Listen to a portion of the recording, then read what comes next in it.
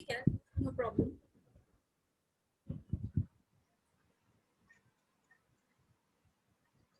चलो शुरू करो आप। ठीक है।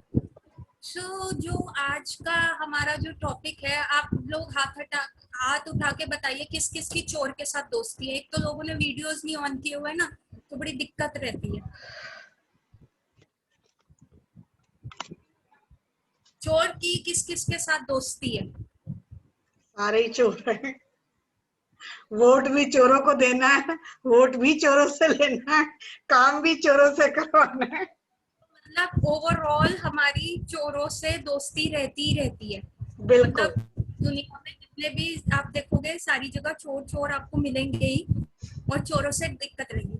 तो ये तो हो गया एक्सटर्नल चोर। इंटरनल चोर कौन कौन से?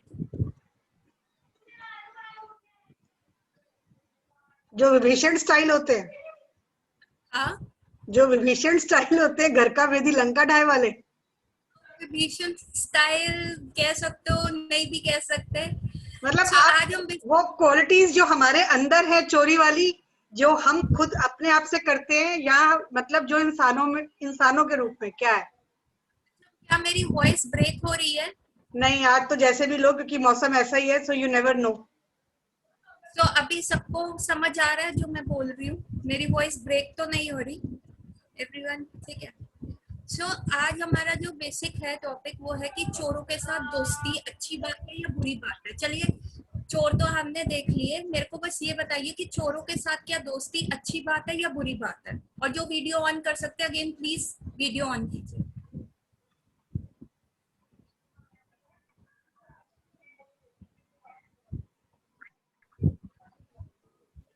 कौन बताएगा चोरों के साथ दोस्ती अच्छी बात है बुरी बात है? रुचि आप बताओ, अगर अनम्यूट हम करके। इस कंटेक्स्ट में बोल रहे हैं कि भगवान कृष्ण चोर थे, वो माखन चुराते थे, तो ये चोर से वो तो फ्रेंडशिप उनके करनी। साथ चोरी तो अच्छी बात है ना?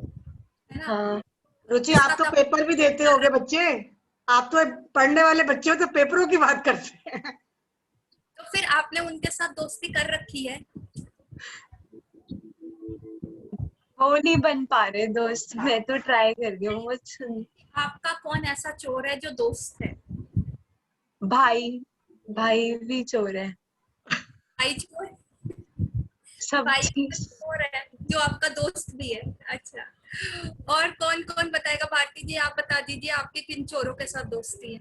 सारे चोर भरे पड़े, आप खुद ही चोर होंगे किसी ना किसी रूप में। कोई हमें भी चोर कहता ही होगा। सौम्या आप बताओ, आपके किन चोरों के साथ दोस्ती है? चोरी तो फिर किसी भी कंटेक्स्ट में हो सकती है। जैसे अभी इन्होंने बोला कि हम पेपर वगैरह देते हैं, तो उसमें भी चीटिंग वगैरह करते हैं, तो हम खुद जिनके भी साथ चोर ही गूगल हो अंकल है, वो सारे चोर हैं। और एकता आप बता दो, आपकी किन चोरों के साथ दोस्ती है?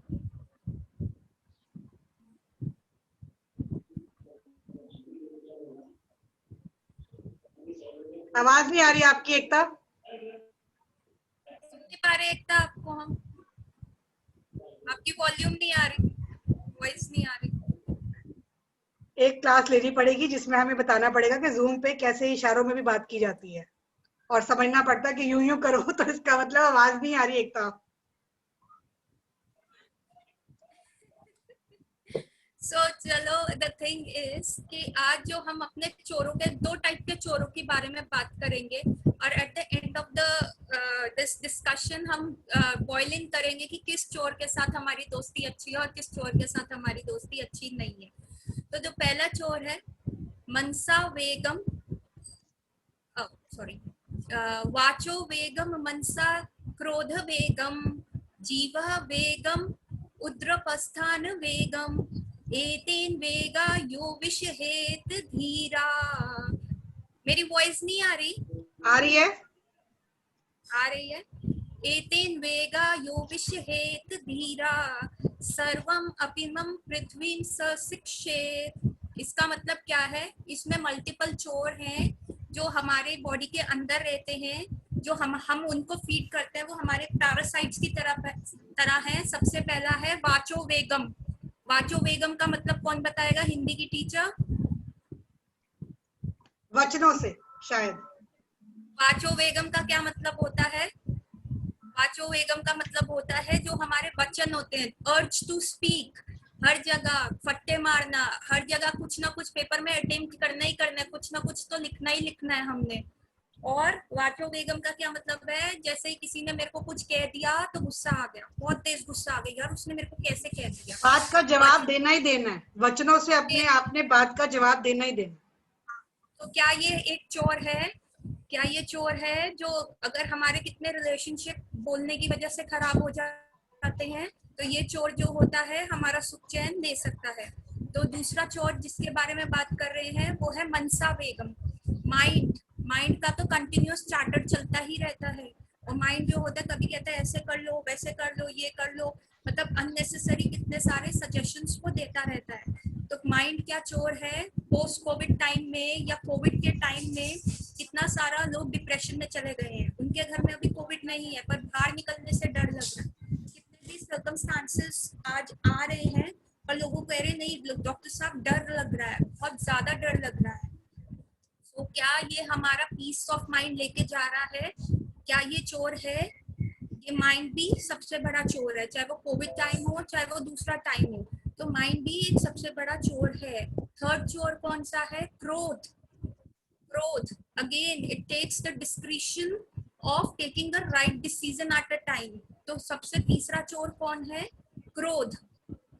क्रोध करते हैं हम, और जब हमारा क्रोध बढ़ जाता है, हाँ जी भारती जी, हम इनको क्रोध को, वचनों को और मन को चोर क्यों कह रहे हैं? ये तो हमारे वो है ना जो दुश्मन है, तो हम इन्हें चोर के रूप में क्यों देख रहे हैं? मतलब हम इन्हें अपने बुराइयों या उन लोगों के रूप में क्यों नहीं देख रहे जिनसे हमें लड़ना है? हम इन्हें चोर क्यों रिप्रेजेंट कर रहे हैं?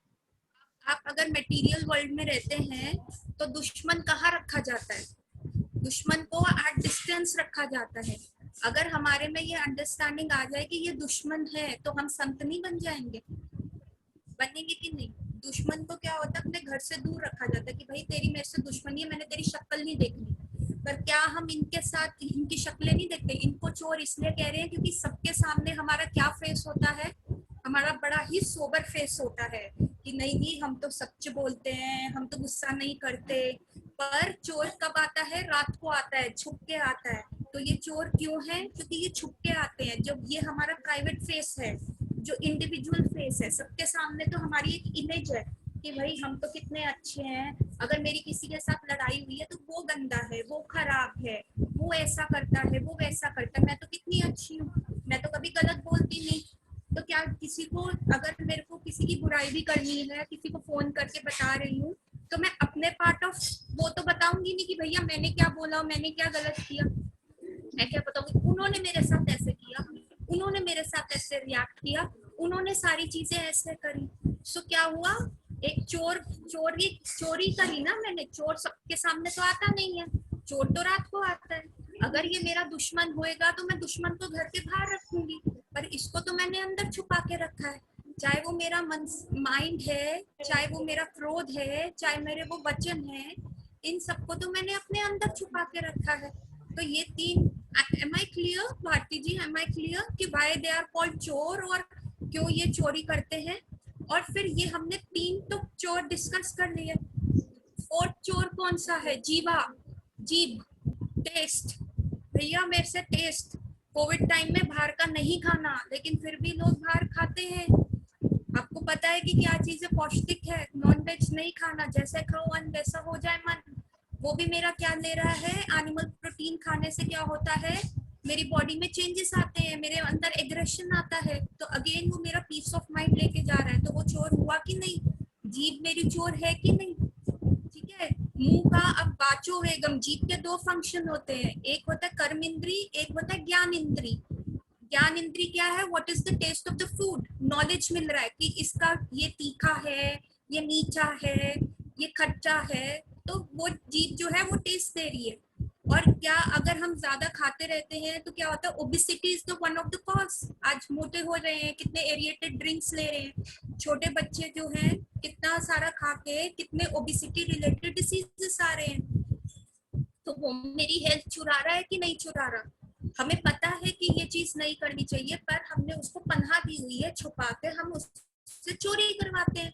भाई तू कर, कोई बात नहीं, हम सहयोग दे रहे हैं, उस चोरी में, ठीक है। और एक जीभ का फंक्शन होता है बोलने का, इसको कहते हैं कर्म इंद्री। जीभ जो बोलती है, कोई हमारे में पॉज नहीं है कि हमें कुछ भी कभी भी कहीं पे भी बोल देना है, मुंह फट होके बोल देना है, कभी हमारे अंदर मैनर्स नहीं है, हमने फिर भी ऐसे बोल देना है। तो क्या, और वो मेरे रिलेशनशिप ले जाता है, तो क्या वो चोर नहीं कर रहा, ठीक है। फिर है उद्रोपस्थान वेगम। उद्रो मतलब क्या होता है, स्टमक, बेली, ठीक है। हमारे में ये डिस्क्रिप्शन नहीं रहता कि मेरे को कितना खाना है, स्वाद चीज है तो खाते रहो खाते रहो खाते रहो, ठीक है। तो हमारा स्टमक भी क्या है, अगर हम मेरे को बस समय पे नहीं खाना, कुछ भी मिल जाए मार्केट में वो खाना, तो जीभ और जो उदर होता है, स्टमक होता है, तो दोनों एक इकट्ठे वाले चोर हैं, ठीक है। जो मेरे को डिसीजेस कॉज करते हैं, मैक्सिमम नंबर ऑफ डिसीजेस आज जितने भी हैं स्टमक की वजह से। बहुत पेशेंट्स आते हैं, मैम इंडाइजेशन है, ये सारी चीजें। तो फिर उधर हमारा हुआ कि नहीं चोर। और फिर होता है पस्थान। पस्थान होते हैं जेनिटल्स। जेनिटल्स का मतलब होता है जो रिप्रोडक्टिव ऑर्गन्स में हेल्प करते हैं, ठीक है। तो ये जो होते हैं, आजकल कितना ज्यादा लस्ट है, प्रोस्टिट्यूशन है, एक्स्ट्रा मैरिटल अफेयर्स है, तो ये चोर हुए कि नहीं। मतलब हमें सब पता है कि ये सारी चीजें गलत हैं, तो हम इन चोरों के साथ दोस्ती रखते हैं कि नहीं रखते।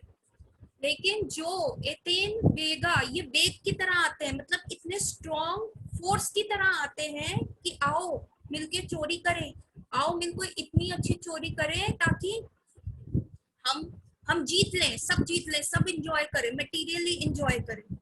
तो ये सारे जो चोर हैं, ये हमारा सुख चैन लेते हैं। ये सारे जो चोर हैं वो डिसीजेस क्या कॉरन करते हैं। तो कितने, हमने 6 चोरों के बारे में बात करी। वाचो वेगम, मनसा क्रोध वेगम, जीवा वेगम, उद्रोपस्थान वेगम। पर जो इस वेग को, इन चोरों को कंट्रोल कर लेता है, वो क्या करता है, वो गुरु बनने की कगार पे होता है, वो गुरु बन सकता है, ठीक है। तो ये जो 6 चोर हमारे पास हैं, आप बताइए किन किन की इनसे दोस्ती है, किन, हाथ उठा के बताइए किन किन की इनके दोस्ती है। तो ऑलमोस्ट किसी ना किसी चोर के साथ हमारी इनसे दोस्ती है। तो इससे हमें क्या हो रहा है, डिप्रेशन हो रहा है, इससे हमें क्या हो रहा है, डिसीजेस आ रहे हैं, इससे क्या हो रहा है, हमको हम बिल्कुल सही डिसीजन नहीं ले पा रहे, हमारे रिलेशनशिप खराब हो रहे हैं। तो अब अगर इस चोर के साथ दोस्ती ना करें, तो फिर किस चोर के साथ दोस्ती करें कि जो हमें हेल्प कर सके। क्योंकि चोर तो चोरी करेगा ही करेगा, चोर तो अपने साथ रहेगा ही रहेगा। तो फिर कौन से चोर के साथ दोस्ती करनी चाहिए। व्रजे प्रसिद्धम नवनीत चोरम, उपांगना वसनेक चोरम, अनेक जन्मार्जिता पाप चोरम, चोरा अंगन्याम न पुरुषम नमामि। तो अगर कोई आपको बोल दे भाई आप चोर हो, जैसे ही कोई बोल दे तो कहेंगे अच्छा जी हम तो चोर नहीं है, हमने कभी ऐसे किया ही नहीं, आपको क्या लगता है हम चोर की करते हैं, हमने झूठ बोला है, हमने कुछ बोला है, इतने बड़े हो गए भाई, हम डॉक्टर हैं, हम डॉक्टर होकर चोरी करेंगे, हमारा इतना एजुकेशन क्वालिफिकेशन है। और यहाँ जो भक्त होते हैं वो भगवान के लिए चोरी का वो कर रहे हैं, चोरी निंदा स्तुति कर रहे हैं। तो ये पूरा चोर अष्टकम लिखा हुआ है। तो ये कौन से चोर की बात कर रहे हैं, व्रजे प्रसिद्धम, व्रज में सबसे ज्यादा प्रसिद्ध है नवनीत चोरम। नवनीत क्या होता है, मक्खन, ये मक्खन को चुराता है गोपियों की। ये ऐसा चोर है जो गोपियों का मक्खन चुराता है, गोपियां इतनी मेहनत करके मक्खन बनाती है, वो चुराता है। और ये इतना करेक्टरलेस है, मक्खन तो चुराता ही चुराता है, गोपियों के वस्त्र भी चुरा लेता है, उनके कपड़े भी चुरा लेता है। और अगर ये वस्त्र चुरा रहा है, ऐसा चोर है। और ये तो चलो छोड़ो ही छोड़ो, इन्होंने तो, मैंने इतनी मेहनत करके, इतनी ज्यादा मेहनत करी है, और इतने जन्मों से मैंने खून पसीने की मेहनत करके इतने सारे पाप इकट्ठे किए हुए हैं। ये वैसा चोर है, वो पाप भी चुरा लेता है, ऐसा ये नालायक चोर है। और इस चोर के बारे में मैंने कभी सुना नहीं। ये सबसे बड़ा पुरुषों में अगण्य है, मतलब जितने भी मैंने पुरुष देखे हैं चोरों के बारे में सुनना है, ये फर्स्ट नंबर का, ये टॉप क्लास चोर है। तो ये जो चोर है, ये मेरा सब कुछ जो है वो चुरा लेता है। तो क्या इस चोर के साथ दोस्ती करें। तो पहले तो अगर मैं एक चोर के साथ दोस्ती करूंगी तो क्या पता ये मेरे सारे दूसरे चोर को हटा दे, क्योंकि एक तलवार में कोई भी एक एरिया होता है, उसमें एक ही डॉन रह सकता है, या तो दाऊद इब्राहिम रहेगा या छोटा राजन रहेगा। दो चोर तो इकट्ठे नहीं रहेंगे ना, सबने अपना इलाका बांधा हुआ है, सबने अपना इलाका बांधा हुआ है, और एक मयान में सिर्फ एक तलवार रह सकती है, और एक जगह पे सिर्फ एक शेर रह सकता है, उसका एरिया होता है, तो वहां पे भी सिर्फ एक ही शेर रह सकता है, या मैक्सिमम 2 शेर रह सकते हैं, लड़ाई हो जाएगी। तो अब मुझे ये डिसाइड करना है कि मैं किस चोर के साथ दोस्ती करूं, मनसा बेगम वाले से करूं या ये दूसरे वाले चोर के साथ मैं दोस्ती करूं, कृष्ण के साथ मैं दोस्ती करूं।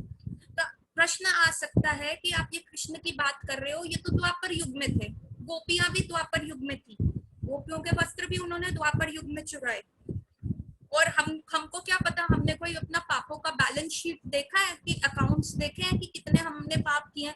हमने तो भाई पाप ही नहीं किए, हम तो संत आदमी है, हम तो ऐसे बाय डिफॉल्ट कलयुग में पैदा हो गए हैं। कौन मानता है कि भैया हम बुरे आदमी हैं या हमने पाप किया? हमको तो लगता है हमसे अच्छा कोई है नहीं, तभी तो मैं बैठ के यहाँ प्रवचन दे रही हूँ और आप सब सुन रहे हो कि भैया मुझसे तो अच्छा है ही नहीं, मैंने तो कोई पाप किया ही नहीं। तो हमें तो ये यकीन ही नहीं होता ना कि हमने ऐसी चीज करी हुई है, तो फिर हम कैसे माने कि कलयुग में कौन कौन हमारी हेल्प करे? तो इसकी एक कहानी आती है कि अभी बहुत पुरानी बात नहीं है, बस 600 साल पुरानी बात है। क्या हुआ था, एक संत हुए थे, उनका नाम था माधवेंद्रपुरी। सो जो वो माधवेंद्रपुरी थे, वो ना जिस वृंदावन में जाते रहते थे, वो ऐसे संत थे कि वो जहाँ कहीं बैठ गए ना, तो उन्होंने वहां बस बैठे रहना है और किसी से कुछ मांगना नहीं है, कि खाने को कोई दे गया ठीक है, लेकिन वो अपनी भजन क्रिया में इतने ज्यादा मस्त रहते थे कि वो किसी से कुछ नहीं मांगते थे। तो एक दिन वो वृंदावन आए और जमुना जी के तट पे बैठे हुए वट वृक्ष के नीचे वो बैठे हुए थे और वो अपना जाप कर रहे थे, और उनको भूख लग रही थी, पर उन्होंने कहा ठीक है, कोई अगर दे देगा खाना वेल एंड गुड, नहीं देगा तो कोई बात नहीं, कोई दिक्कत वाली बात नहीं है। तो तभी वहां पे एक लड़का आता है, बहुत यंग सा छोटा सा बॉय आता है, गोपाल करके, ऐसे ही गैया चढ़ा रहा होता है, तो आ जाता है। भारती जी स्क्रीन शेयरिंग शुरू कर दीजिए, फर्स्ट पिक्चर पर लगा दीजिए जो मैंने आपको सीक्वेंस दिया है। तो वहाँ एक छोटा लड़का आता है और कहता है, बाबा ये लो दूध का, मिट्टी का दोना होता है जिसमें दूध भरा होता है, वो कहते हैं ये लो बाबा पी लो। कहते बेटा मैंने तो मांगा ही नहीं आपसे। कहते नहीं, मेरी मैया यहाँ से अभी पानी भर के गई है, तो वो बता रही थी कि वहां पे एक बाबा बैठे हैं, और वो जो बाबा है वो कुछ क्या नहीं रहे, सुबह से बैठे हैं, बस अपना जाप कर रहे हैं, जाओ उनको दूध ले आओ। ये आनियोर गांव है वृंदावन में, गोवर्धन के पास एक गांव है जिसको कहते हैं आनियोर। तो उस गांव में कोई भी भूखा नहीं रहता, तो हमारे यहाँ संतों का बहुत सम्मान किया जाता है, तो आप बैठिए और यहाँ पे आप अपना ये दूध पीजिए। तो वो कहते ठीक है मैं पी लूंगा, तुम रख दो यहाँ पे। ये देखिए ये वाले, तो ये माधवेंद्रपुरी है, और ये जो गोपाल है जो गैया चरा रहे थे, वो आए थे कि आप जो है यहाँ पे ये दूध ले लीजिए। तो ये कहते हैं आप रख दो, मैं अभी अपनी माला कंप्लीट करके फिर आपसे ले लूंगा। तो जैसे ही वो कहते हैं कि आप ऐसा करना, ये मटकी अपने पास रख लेना, और जब मैं थोड़ी देर बाद आके ये मटकी ले जाऊंगा। तो जैसे ही वो गोपाल चले जाते हैं, जो वो छोटा सा बच्चा होता है वो चला जाता है, तो माधवेंद्रपुरी जैसे ही वो दूध पीते हैं तो उनको अंदर से एकदम ऐसे लगता है कि भाई मैंने क्या पी लिया, ये तो इस वर्ल्ड का दूध ही नहीं है, ये तो भाई कुछ स्पेशल है। उनके ऐसे भाव प्रकट होने शुरू हो जाते हैं, उनकी बॉडी में हेयर्स ऊपर होने जा रहे हैं, अश्रु, मतलब पूरे ही वो प्रेम आवेश में आ जाते हैं। तो फिर वो सोचते कि ये क्या हुआ, ये सोच रहे कि ये जरूर कृष्ण थे जो मेरे को दूध पिलाने आए थे। तो फिर वो रात को सोते हैं, तो जब वो रात को सोते हैं, नेक्स्ट पिक्चर, जब वो रात को सोचते हैं तो यही भगवान श्री कृष्ण उनके स्वप्न में प्रकट होते हैं और कहते हैं हाँ मैं तुम्हारे को दूध पिलाने आया था, अब तुम ना मेरी मदद करो। मैं जो हूँ, मैं यहाँ पे गोवर्धन में बहुत घने जंगल है, वहां पे मैं कैद हूँ। मतलब ये भगवान की मूर्ति है, ये गोपाल जी की मूर्ति थी, विग्रह थे, गोपाल जी के विग्रह थे जो पहले पूजे जाते थे, पर जब मुसलमानों का अटैक हुआ, जब औरंगजेब ने किया, तो बहुत सारे मंदिर डिस्ट्रॉय किए जाते थे और विग्रहों को खंडित किया जाता था। तो वहां के पंडित लोग क्या करते थे, विग्रह को छुपा के चले जाते थे कि कभी हम वापस आएंगे जब सारी सिचुएशन ठीक होएगी, तो हम विग्रह को दोबारा से पूजा करने शुरू कर देंगे। तो ये गोपाल जी के जो विग्रह थे वो ड्रीम में आते हैं माधवेंद्रपुरी के, और आगे कहते हैं माधवेंद्रपुरी प्लीज तुम मेरे को निकालो यहाँ से, मेरे को बहुत गर्मी लग रही है, मैं बहुत घुटन महसूस कर रहा हूँ, बहुत दिनों से मैं यहाँ अंदर हूँ, प्लीज मुझे ढूंढो और मेरे को यहाँ से निकालो और मेरी स्थापना करो गोवर्धन के ऊपर। तो माधवेंद्रपुरी जो होते हैं अगले दिन सारे गांव वासियों से मिलते हैं और वो सब जंगल, गोवर्धन के जितने भी जंगल हैं उनको छांटना शुरू करते हैं और गोपाल जी के विग्रह को ढूंढना शुरू करते हैं। तो बहुत दिनों की मेहनत के बाद क्या होता है, उनको फिर गोपाल जी के विग्रह मिलते हैं। Next picture. तो वो क्या करते हैं, ये गोपाल जी के विग्रह को गोवर्धन जी के ऊपर स्थापित करते हैं। ये गोपाल जी के वो विग्रह हैं, आज भी गोवर्धन के ऊपर ये मंदिर है, प्रेजेंट है। ठीक है, ये गोपाल जी के विग्रह आते हैं और फिर क्या होता है, इतने दिन तक उनका जैसे अभिषेक होता है, बहुत सारा पानी लाया जाता है जमुना जी के जल से, हजारों हजारों मटकों से इनका अभिषेक किया जाता है। फिर सारे गांववासी की भाई गोपाल जी प्रकट हुए तो उनके लिए खाने की व्यवस्था की जाती है, उनकी आरती की जाती है, उनकी पूजा की जाती है और बहुत बहुत खाना उनके लिए सर्व किया जाता है अनिहोर गांव में। Next picture. ये देखिए ऐसे इनकी पूजा कर रहे हैं और देखिए कितना सारा भोजन अन्न, मतलब फेस्टिवल पे फेस्टिवल, एक महीने तक वो फेस्टिवल मनाया जाता है। ये रहा, एक महीने तक ऐसा वो फेस्टिवल बनाते हैं। तो अगेन क्या होता है, गोपाल जी माधवेंद्रपुरी के ड्रीम में आते हैं, कहते हैं तुमने इतना अच्छा किया पर पता मैं इतने टाइम से यहाँ बंद हूँ, मैं इतने टाइम से इस जगह बंद हूँ इन झाड़ियों में कि मेरे को इतनी गर्मी लग रही है, इतनी गर्मी लग रही है मैं बता नहीं सकता। तुम ऐसा करो, तुम जगन्नाथपुरी जाओ, जगन्नाथपुरी से जाके मेरे लिए चंदन लेके आओ और मेरी बॉडी पे घिस के लगाओ ताकि मेरी गर्मी ठीक होए। तो माधवेंद्रपुरी क्या करते हैं, किसी को गोपाल जी के लिए रक्षा के लिए उनकी पूजा आराधना के लिए छोड़ जाते हैं और फिर खुद चंदन लेने चले जाते हैं। इतने वृद्ध सन्यासी, बहुत वृद्ध होते हैं, इतने वृद्ध सन्यासी वृंदावन से, यूपी से उड़ीसा जा रहे हैं, जगन्नाथपुरी जा रहे होते हैं। तो रास्ते में जब वो पहुंचते हैं, वो उड़ीसा पहुंचते हैं, वहां पे ना एक गोपीनाथ जी का मंदिर आता है। गोपीनाथ जी का मंदिर, उड़ीसा पहुंच जाते हैं बहुत मेहनत करके कि चलो मेरे को जाना है। तो जब वो जगन्नाथपुरी के रास्ते में एक जगह आती है, रेमुना उड़ीसा में है। तो उस उड़ीसा में जब वो पहुंचते हैं, वहां पे गोपीनाथ जी का मंदिर होता है। तो वो कहते हैं चलो आज रात में यहीं पे बिताता हूँ। तो उस गोपीनाथ जी के मंदिर में ना एक विशेषता होती है, वहां पे ना खीर प्रसादम दिया जाता है, खीर का भोग लगता है, बहुत टेस्टी खीर। तो 12-13 जो कुल्हड़ में खीर होती है वो गोपीनाथ जी को दिया जाता है। अब जब गोपीनाथ जी होते हैं और गोपीनाथ जी को वो ये देख रहे होते हैं, मतलब बहुत फेमस खीर होती है कि लोग दूर दूर से आते हैं ये खीर प्रसाद लेने के लिए। तो माधवेंद्रपुरी को भी पता होता है कि यहाँ पे तो खीर प्रसाद मिलता है। वो कहते हैं, और वो खीर जैसे ऐसे प्लेट में सर्व करके उनके सामने से जा रही होती है गोपीनाथ जी को भोग लगाने के लिए। तो उनके ना हृदय में इच्छा आती है, उनके हृदय में इच्छा आती है, हाय काश मैं ये खीर प्रसाद टेस्ट कर लूं तो मैं अपने गोपाल जी को भी भोग लगाऊंगा गोवर्धन के ऊपर। पर जैसे ही वो इच्छा उनके हृदय में आती है, वो कहते छी छी छी, भगवान का भोग लगाए बिना मैं अपनी इंद्र तृप्ति के लिए खीर खाना चाहता हूँ कि अभी भगवान ने टेस्ट भी नहीं करी और मैं वो खीर खाना चाहता हूँ, कितनी गलत बात है। Next picture.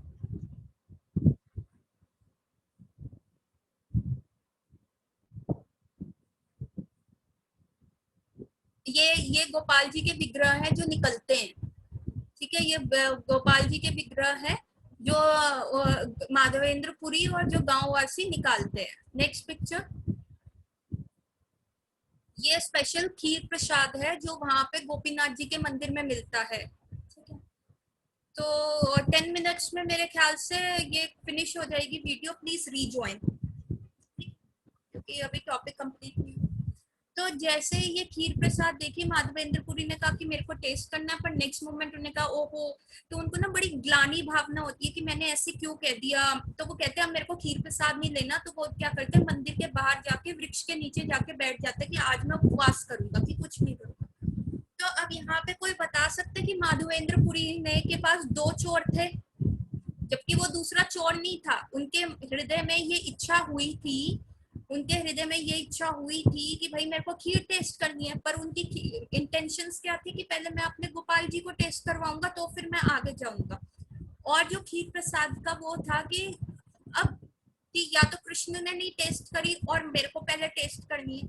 तो क्या हम इसको चोरी कहेंगे? ये चोरी नहीं है, क्योंकि उन्होंने अपनी इंद्र तृप्ति के लिए नहीं कहा था कि मैं ये टेस्ट करूंगा, उन्होंने अपने गोपाल जी के लिए कहा था कि जी गोपाल जी के लिए पहले वो टेस्ट करेंगे, तो फिर मैं फिर मतलब मैं इसलिए टेस्ट करना चाहता हूँ ताकि मैं वैसी खीर उनके लिए बना सकूं प्रसाद में। तो जब माधवेंद्र पुरी कहते छी मुझे आगे ये खीर ही नहीं खानी, अब मैं ये खाऊंगा ही नहीं, तो क्या करते हैं गोपीनाथ जी, क्या करते हैं वो 12 खीर के डोंगों में से एक खीर छुपा लेते हैं। वो एक खीर जो है, ऐसा चोर, ऐसा जो जिन चोर की बात हम कर रहे हैं, कृष्ण रूपी चोर की बात कर रहे हैं, जो 600 साल पुराना है, जो कलयुग की कहानी मैं आपको सुना रही हूँ, वो क्या करते हैं माधवेंद्र पुरी के लिए एक खीर छुपा देते हैं और बाकी खीर बच जाती है। और सेम डे जो होते हैं गोपीनाथ जी उस पुजारी के ड्रीम में आते हैं जो उनको सर्व कर रहा होता है, जो खीर का प्रसाद लेके आया होता है, उनको कहते हैं ए पुजारी जाओ तुम माधवेंद्र पुरी को ढूंढो, मैंने एक खीर चुराई है उस माधवेंद्र पुरी के लिए, तुम जाओ वो खीर उनको दे के आओ। माधवेंद्र पुरी बाहर मंदिर के बाहर वृक्ष के नीचे बैठे हुए हैं और वो गोपीनाथ जी जिन्होंने खीर चुराई होती है, नेक्स्ट पिक्चर,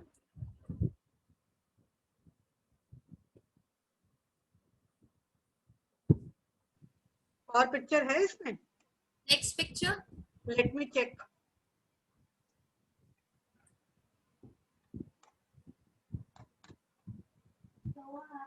तो गोपीनाथ जी ने ये वाली अगली?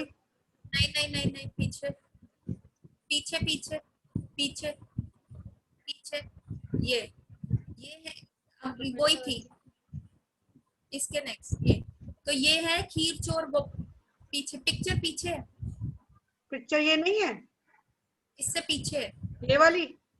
नहीं, वो खीर वाली। ये है वो कृष्ण, ये है वो कृष्ण जिन्होंने वो खीर चुराई होती है, ये है।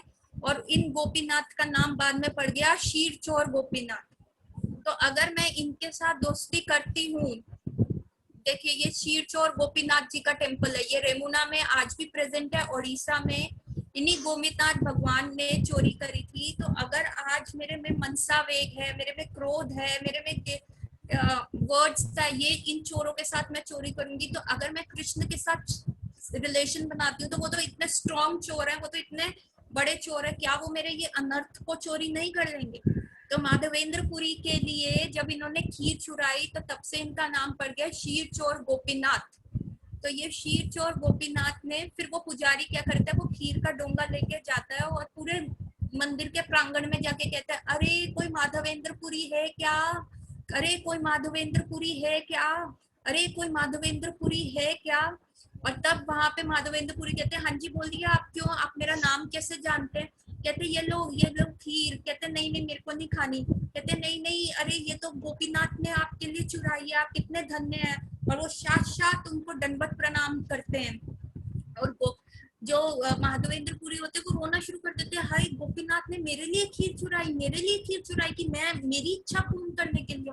और वो क्या करते हैं, वो सारी खीर खा लेते हैं और जो वो कुल्हड़ होते हैं उसको भी छोटे छोटे पीसेस में तोड़ देते हैं, वो छोटे छोटे पीस भी खा लेते हैं और अपनी पोटली में भर लेते हैं, रोज एक छोटा छोटा पीस खाते हैं। अरे इसमें तो भगवान कृष्ण की इसमें तो भगवान ने टच किया हुआ है, तो ये खीर जो है कितनी अच्छी है। ठीक है, तो फिर यही जो है खीर चोर गोपीनाथ फिर क्या करते हैं, माधवेंद्र पुरी चले जाते हैं आगे जगन्नाथपुरी, वहां तक उनकी फेम पहुंच जाती है। और राजा क्या करते हैं, उनको जितना चंदन चाहिए होता है 21 किलो चंदन उनको दे देता है, सुपर एक्सपेंसिव, जो जगन्नाथ जी को लगता हुआ चंदन है वो उनको वो चंदन दे देता है। और जगन्नाथ जी वो चंदन लेके जैसे ही वो वापिस आ रहे होते हैं तो तभी उनके ड्रीम में अगेन गोपाल आते, कहते तुम ऐसा करो इसी शीर चोर गोपीनाथ को वो चंदन घिस के लगा दो तो मेरी जो बॉडी में अग्नि है वो खत्म हो जाएगी। तो 21 दिन तक स्टार्टिंग फ्रॉम अक्षय तृतीया से 21 दिन तक चंदन घिस के भगवान को लगाया जाता था। शीर चोर गोपीनाथ को ये फर्स्ट टाइम लगाया गया था।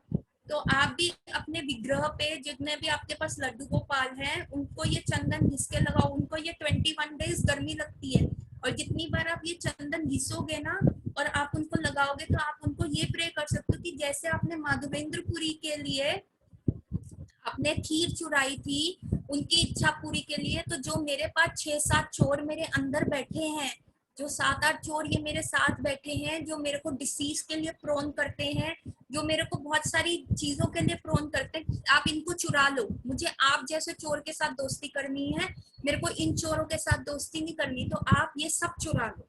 तो 20 डेज आप कहोगे कि मैम ये तो अंधविश्वास है कि रगड़ना है और लगाते रहो, कोई ऐसी थोड़ी ना बात है। जब तक यू डोंट एक्ट, कृपा मीन्स कर एंड पा। कृपा मीन्स उसको करो, 2 पार्ट्स में डिवाइड करो, करोगे एंड देन पाओगे। तो पहले करो। सो एज अ हैबिट, बच्चे को भी आप ABCD लिखवानी शुरू करते हो तो आप उसको कर्सिव में लिखवानी शुरू करते हो। कर्सिव में लिखवानी शुरू करते करते जब वो बड़ा हो जाता है या डॉक्टर बन जाता है तो उसकी हैंडराइटिंग का सत्यानाश हो जाता है। पर लिखवानी तो शुरू आप कर्सिव में ही करते हो या कैसे भी करते हो। जैसे पेपर फास्ट लिखना होता है तो हैंडराइटिंग खराब हो जाती है, पर एज अ रूल तो हम उसको कर्सिव में ही लिखते हैं स्टार्टिंग में। कोशिश तो यही होता है ना, इम्प्रूव योर हैंडराइटिंग करके। So first you have to act, आपको करना पड़ेगा, क्योंकि हमारे अंदर वो चीज है ही नहीं। हम किसी और के लिए कुछ कर ही नहीं सकते, क्योंकि हमारे अंदर जो बैठे हुए चोर है वो यही कहेंगे उसके लिए क्या करना, अपने लिए जोड़ना, उसके लिए ऐसा क्या करना, पहले अपने लिए करो। हम तो बहुत ज्यादा ग्रीडी है, हम तो आई कल्चर में रहते हैं, for me for me for me. तो जब तक हम किसी और के लिए, भगवान क्या करते हैं, ये सारी चीजें भगवान को, हम फास्ट करेंगे तो भगवान को क्या फर्क पड़ेगा कि मैं एकादशी रख रही हूँ या मैं जन्माष्टमी फास्टिंग रख रही हूँ या मैं कोई भी फास्टिंग रख रही हूँ। पर एक्चुअली ये भगवान हमें सिखाते हैं कि आप ऐसे करो, ऐसे कोशिश करो, make it as a practice. जितना जितना आप प्रैक्टिस करते रहोगे उतना आप आगे बढ़ते रहोगे। So these are all the practice जो आप करोगे कि भगवान से आप वो संबंध डेवलप करने के लिए। सो जो वो गोपाल जी का मंदिर है वो आज भी गोवर्धन के ऊपर है। उसके बाद क्या हुआ, उस गोपाल जी के मंदिर में एक लेडी आती है और वो जयपुर की रानी होती है, और जयपुर की रानी भगवान को देख के कहती है मेरे पास इतने अच्छी हीरे की ना नथनी है, मैं आपको पहनाऊं क्या? वो आपके कान नाक में छेद होता ना तो मैं आपको पहनाती। वो इतना प्रे कर रही होती है। तो सेम डे गोपाल जी उनके ड्रीम में आते हैं और कहते हैं आप पहनाओ मुझे। यशोदा मैया भी पहनाती थी डायमंड की नथनी। और फिर वो विग्रह को कहती है चलो आप मेरे साथ चलो, जयपुर चलो, आप मैं राजस्थान चलो, मैं आपको वहां पे सर्व करना चाहती हूँ। और आज वो विग्रह वहां पे है and it is the most famous विग्रह। Next picture please. बहुत फेमस विग्रह है। इससे पिछली ये है श्रीनाथ जी। ये श्रीनाथ जी के विग्रह हैं जिनको पुष्टि मार्गी लोग बहुत अच्छे से पूजते हैं।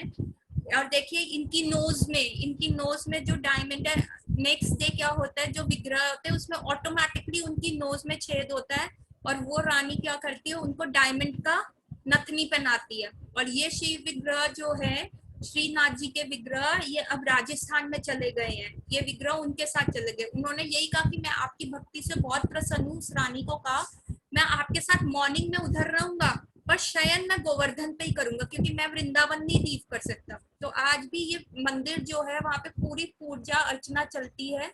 और शाम को ये विग्रह कहा जाता है कि ये आते हैं शाम को वृंदावन में ही शयन करते हैं और सुबह अगेन श्रीनाथ जी में होते हैं। श्रीनाथ जी की कभी भी शयन आरती नहीं होती। शयन आरती कहाँ होती है? गोवर्धन में होती है, क्योंकि वो शयन गोवर्धन में करते हैं। और इसी के रेप्लिका में, नेक्स्ट पिक्चर, इसी के रेप्लिका में हमारे टेम्पल्स में भी श्रीनाथ जी के ऐसे विग्रह जो हैं पूजे जाते हैं। ये मुंबई, इस्कॉन मुंबई की पिक्चर है, ठीक है। तो ऐसे इनको 21 देखिए, चंदन उत्सव में देखिए कितना